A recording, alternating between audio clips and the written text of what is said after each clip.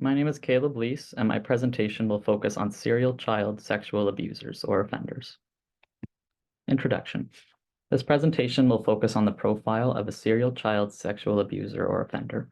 The term child sexual offender can be defined as an individual who commits sexual offenses against an individual who is a minor, under the age of 18. The term serial child sexual offenders refers to offenders who commit sexual offenses against multiple minors, 2 or more, on separate occasions.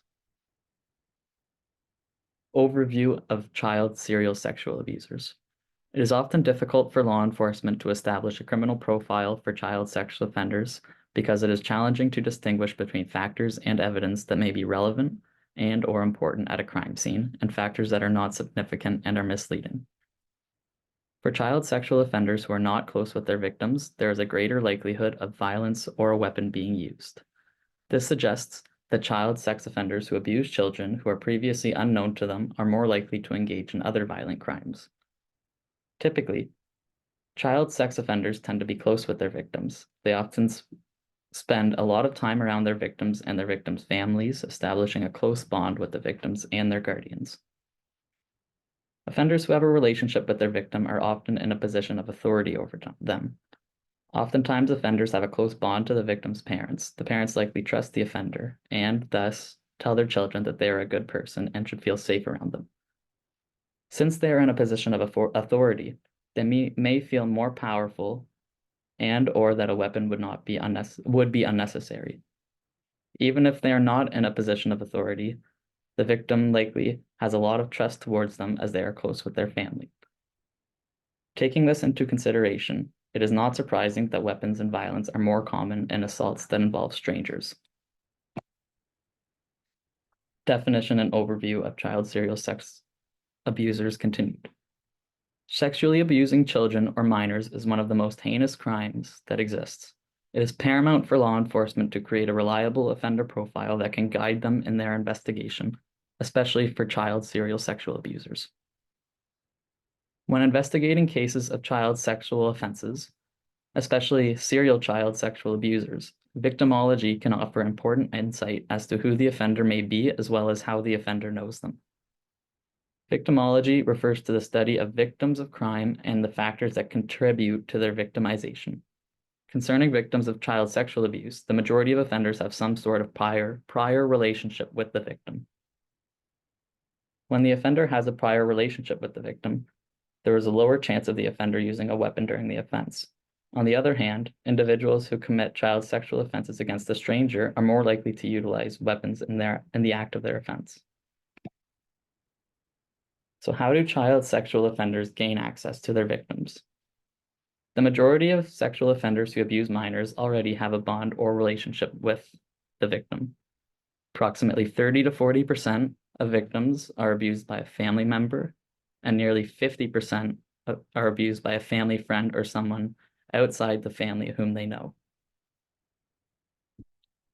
Some ways in which serial child sex offenders gain trust with the minor they plan on offending include befriending their parents, especially single parents, to gain access to the children, offering babysitting services, and even chaperoning overnight field trips.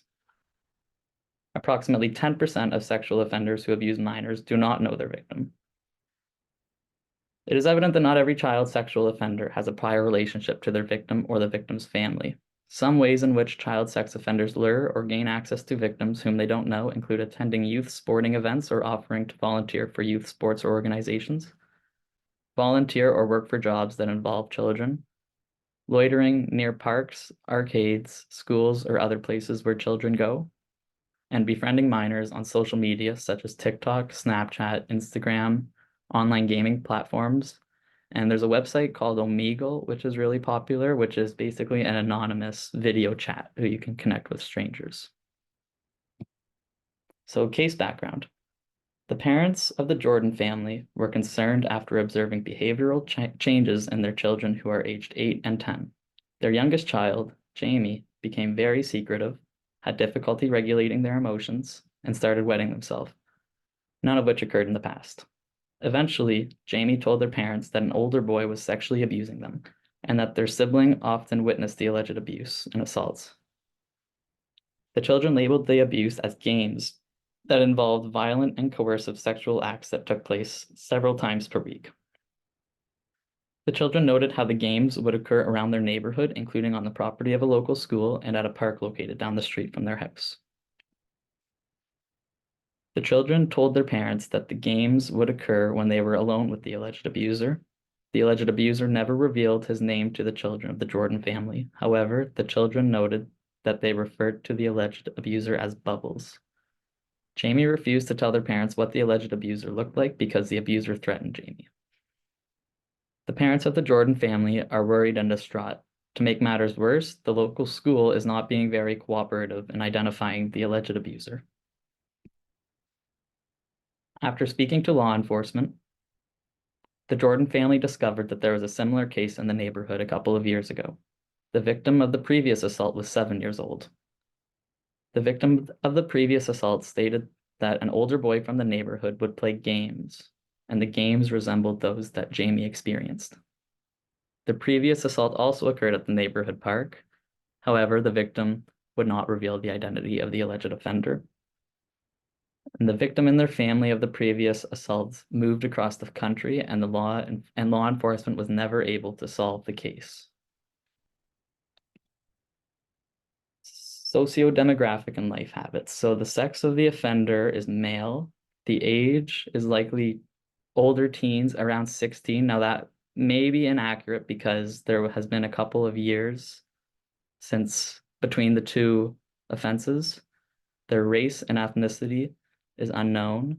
Their living status and familial situation is unknown. However, they're likely living with parents or other guardians due to their young age. Their nickname is Bubbles, and the offender committed the acts multiple times a week, including on the school grounds. If they were permitted to be on the school property, they are likely a student because of their age, or another young person who is affiliated with the school. Since the alleged offender consistently commits assaults on the school property, there is a strong possibility that they are affiliated with the school and thus are permitted to be on the school property.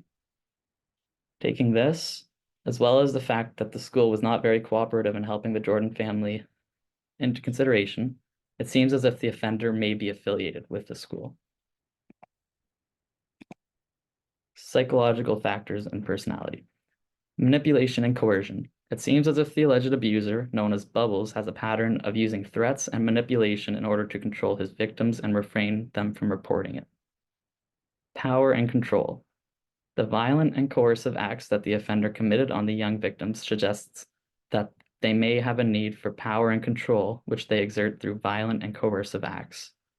The use of violence may enable the offender to feel dominant and superior over the victims. Recidivism. The fact that the alleged offender may have committed similar crimes in the past suggests a pattern of behavior. The offender likely feels urges to commit violent sexual acts to young children. Psychological factors continued. Lack of empathy. The violent and coercive acts that the alleged offender engaged in displays a lack of empathy and disregard for the victim's well-being. The victim reported experiencing violent sexual acts. The violent nature of the attacks suggests that the offender did not have a close relationship with the victim nor their family. And the offender seems to be sexually attracted to young children, specifically around the ages of 7 to 10, but the sex of the victims was never revealed. Behaviors and modus operandi. The alleged offender displays traits such as manipulation, control, and secrecy in both of the alleged offenses. It seems as though the alleged offender utilizes his experience and knowledge to take advantage of young children. The alleged offender seems to utilize a sense of authority or dominance over the victims, which can then be used to manipulate and control his victims. The alleged offender ensures they and the victim are isolated away from where any witnesses could see them. This suggests that the offender is familiar with the area and where to find isolated locations. By referring to the assaults as games, it seems as if the alleged offender is using his power to manipulate the thoughts and motions of the victims, making them believe that the assault was either normal or that they deserved it. The offender would refer to the assault as a game. By doing this, the offender was likely trying to make the victim feel more comfortable or safe. If the offender can convince the victim that the assault was innocent or normal, as a game typically is, the victim would be less likely to report the assault. The offender gave himself the nickname Bubbles. The children of the Jordan family did not know the name of the alleged offender. However, they stated that the offender told them to call him Bubbles. The term Bubbles is typically viewed in a positive light, suggesting that the offender likely utilized the positive nickname in hopes of increasing the comfort levels of the victims. This suggests that the offender may be experienced in sexually offending children as they use a kid-friendly nickname in hopes of gaining their trust. Geography of the crime. So Jamie disclosed to their parents that the violent abuse occurred at multiple locations. However, the assault always took place in their neighborhood, such as on the property of the local school and at the park down the street. Since the alleged offender consistently commits assaults on school property, there is a strong possibility that they are permitted to be on the property.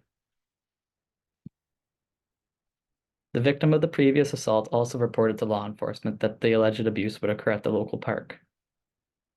And the victim of the previous assault reported that the offender was an older neighborhood boy, so the boy would be from the neighborhood.